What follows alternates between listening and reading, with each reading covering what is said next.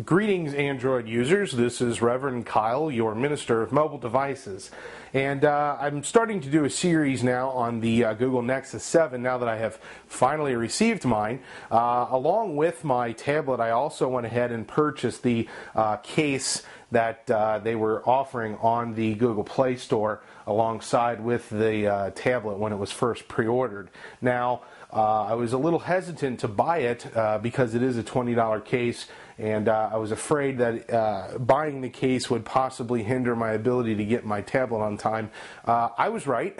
Having not gotten the case, I probably would have gotten my tablet a lot sooner. But either way, I have it now, and so let's take a look at it. So this is the case that they are selling along at the Google Market. It is an actual branded Asus Nexus case, so this is the official product.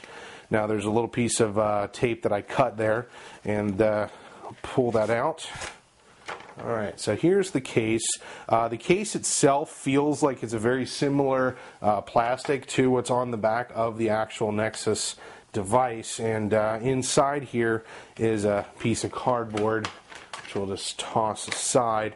Okay, so let's take a look at the case here itself. It does look like there is some sort of hole on the inside there.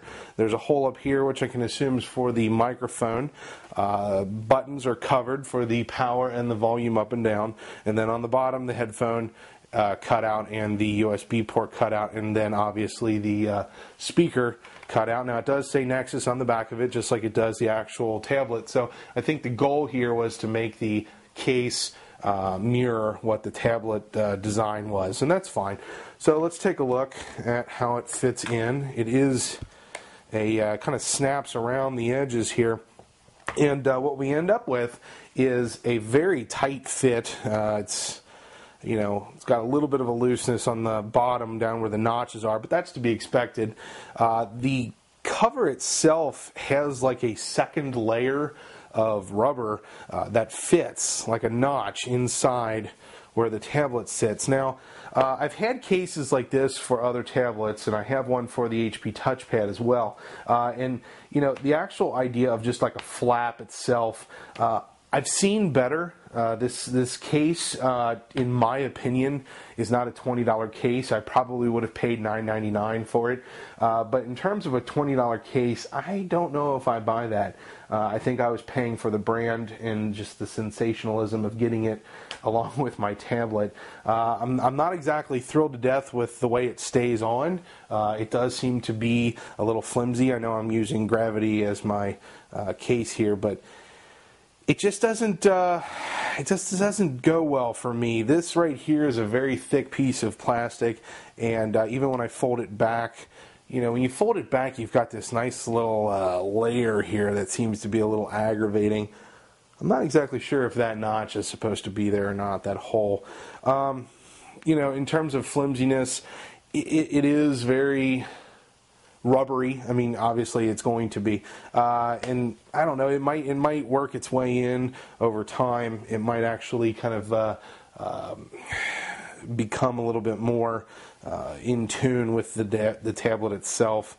Looking at the notches themselves, it doesn't look like there's going to be a whole lot of problem here in terms of plugging in the USB cord. I can see how some headphone jacks might have an issue there, just because that notch might not be big enough to accommodate some of those really big items there. The knockout for the speaker seems to be appropriate considering the speaker is so small. It's not that big of a deal. Weight-wise, it's a very lightweight. It doesn't add a lot of weight to it. So, I'm going to use it. Obviously, I bought it, so I'm going to use it. But it's just, I'll probably end up getting something else down the road.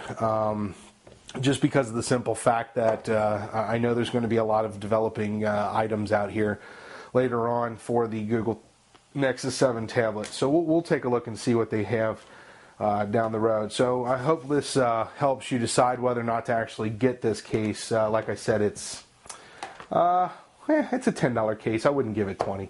And just to show you, to get it back out, it just pops out there. And so there we have it. Okay, well, this has been Reverend Kyle.